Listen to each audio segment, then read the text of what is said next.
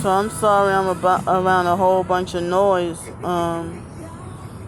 So much loud music. Up in the sky, you see they have that line right across. I look in real life up in the sky and I don't see the line, but I see it on my phone. This line looks like a shiny line, you know. So the so-called manager, I never saw her before, and she was wearing a dress. I hope y'all can hear me. And so the moment I walked in, I tried to turn that big sign around. This is BJ's right here. So I came here quite a few times. I don't come here all the time, but I came here quite a few times, you know. And I only been back like less than 3 hours. Actually, it was less than an hour. I came after arriving at the Greyhound station. I came straight here in the cab because the buses weren't going to take me where I needed to go. They were running every 2 hours. And I forgot all about the special $2.50 transportation until this morning. But it was too late because I needed to book a day in advance. And so it looks like it's about to rain. So the very moment I try to adjust the sign to try to look at the daily specials or the happy hour, the lady started yelling at me. And then I don't even know, I think she was trying to lie and say that there are no happy hour specials. I mean, they did it like 2 or 3 weeks ago, they were still doing it. So it wasn't like they weren't doing it anymore because of coronavirus, because I've had the little special, the happy hour special, not alcohol, but you know, they had these $6 root beer barbecue ribs, you know, for $6. And then you get a little bit of coleslaw on the side. So the lady straight yelled at me for trying to turn the sign and then try to tell me they don't have those specials anymore, and then try to tell me I would have had to pay like almost $13. I think $12.95 or something. And I'm like, oh no, you know. So then that was my very first time ordering the couscous mac and cheese.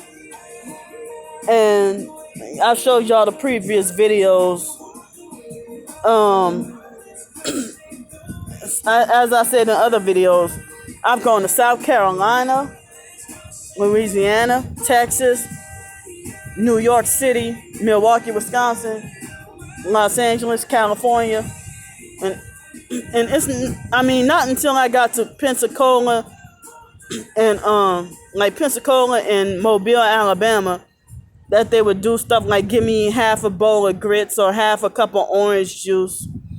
That guy even tried to give me a cup of water that wasn't filled all the way like a few weeks ago, and then tried to tell me that was standard portion. I'm like, water that's free? How the fuck you gonna tell me that's standard portion? That water that's free and unlimited and you're a customer. That white young kid who delusionally believes he's a black thug, you know, and ever since he did that to me, he started to seem like he worked at every restaurant downtown. Just like the other perp that work at every restaurant downtown, that name is Mick. Not Nick, but Mick. So, I told y'all what they did to me, and I showed y'all what they did to me. With the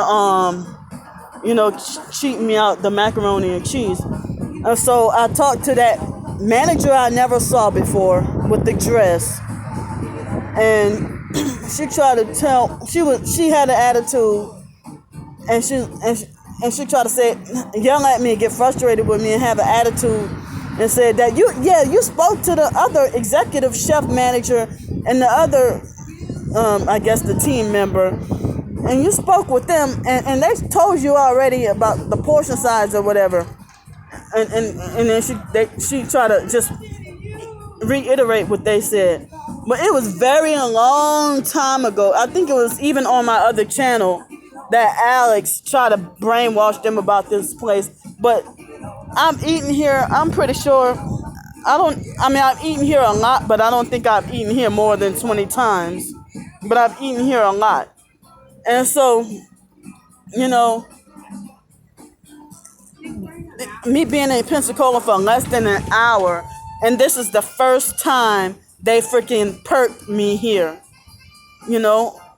So, most of the time they have good attitudes, and like the time before, like before I left, I think it was a couple of weeks ago, they had that mixed race, she looked like she was biracial looking girl, and she got an attitude with me and acted frustrated with me for no reason. And then they try to be like, oh, she's just overwhelmed. If that was me getting an attitude with a customer and being an employee, it wouldn't be no, oh, she's just overwhelmed. No, they would have sent me home right away. So then this so-called fake perp manager, narcissistic perp manager, try to play victim and gaslight me, and then try to be like, oh, we've been nothing but more than kind to you. And I said, I don't feel welcome here. I said, I do not feel welcome here, and y'all don't ever have to worry about seeing my face here ever again. And then she tried to say, play victim and cry and be like, oh, well, that's just not fair, and this and that. And she tried to say that I'm the one who's not being fair.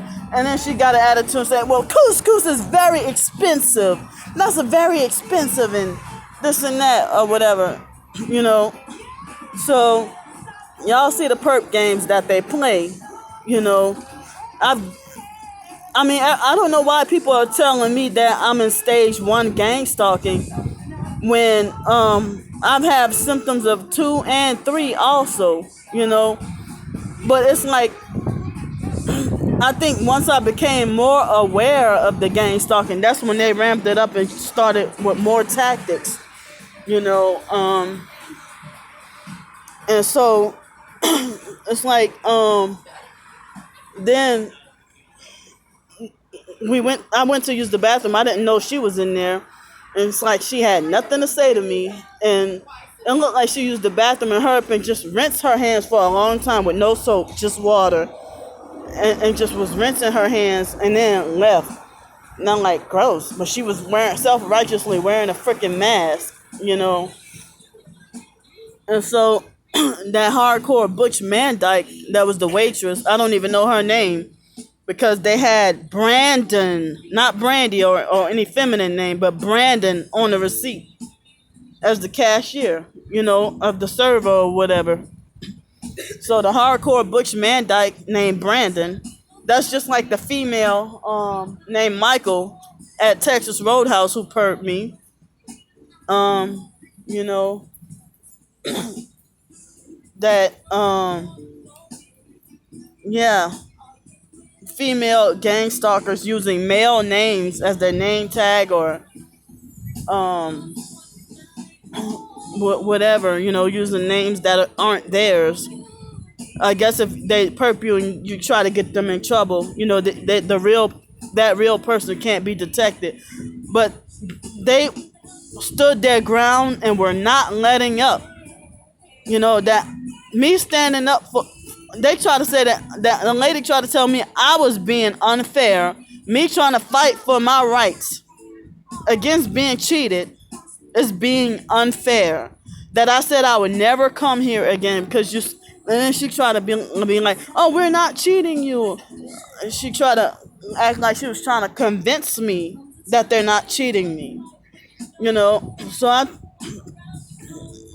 mean, in the dike, she kept on like, you know, every 2 minutes, she's like, is everything okay? Is everything okay? And I just like, don't freaking ask me anymore. Is everything okay? No, nothing is okay. That y'all that's how they do. They scam and cheat you. Like, I can't even get my words right. They scam and cheat you, and then turn around and keep repeatedly asking, is everything all right? Every 2 minutes. And acting like as if nothing happened, like everything is normal. after you just cheated and scammed me and then proceed to charge me full price for what your half serving, you know. So I go in any other city and state, Texas, Louisiana, South Carolina, Los Angeles, California, and I've been, perked or whatever, but not been given like half serving of like a half a cup of juice or half a bowl of grits, a half a bowl of pork beans or whatever serving. And sometimes I don't even argue or fight back with them. I just take a picture and show y'all or show social media. And then I get told I'm supposed to ignore. That tiny ass little bowl, the half of it, yeah, $6 for that. But to the rich people, it doesn't matter to them because if they don't eat all their food anyway. They got money to waste and food to waste, so it doesn't matter to them. But they'll drink up a whole bunch of beer. And I even asked one of the potential customers. I said, well, I told him about the situation, but I didn't tell him gang stalking. But I said, yeah, I know why they do this, why they single me out and do this. Wow, once I mentioned gang stalking, that van over there leaves. And they had one girl that looked like she was an employee. That looked like she was just eavesdropping on me talking in this video, So they're gonna try to make me out to look like a crazy troublemaker. And see, when they cheat me out my food and stuff, Stars 15K likes to try to bully, harass, and laugh at me and try to falsely accuse me of being greedy and entitled. Fighting for your proper money's worth and fighting against being cheated and scammed and fucked over is not being narcissistic and entitled. Because if the same thing was happening to you, you wouldn't put up with it either. I just realized how many how many lesbians work here, how many dykes work here. Wow, I saw nothing but dykes here. And I saw so many so many male to female transgender at the Greyhound bus station in Mobile. And those are a lot of them are the ones who gang stalk and who perp me. And just like Alex is gay and perps me, and I think Stars 15K must be a lesbian for the fact that she's overly obsessed with where I urinate at, where my potty spots are, where my pee spots, So I had to get that out there, I didn't even film that manager because I was had to use the bathroom and stuff like that. But I don't know. I just feel super unwelcome, and I feel like I'm wondering if I'm banned. And then I would have to be like, well, am I banned from here? But I really feel like I'm not welcome here, So I'm done with this video, and I'll see y'all later. Looks like it's gonna rain tonight. I don't know if I said that already, and pardon me. Last night I didn't get to sleep that well, and anytime I have to take the Greyhound or be at the station, I can never get sleep. So I don't even know if I'm just saying that out of anger, if I really never come here again. Excuse me, but I had all those times I came here, and this is the first time they cheated me out of my food. But I think I've dealt with a couple of rude customer service here before, So I don't get cheated out of, at every restaurant, but a lot of them, yeah. But y'all already know why. Y'all already know why I avoid homeless soup kitchens.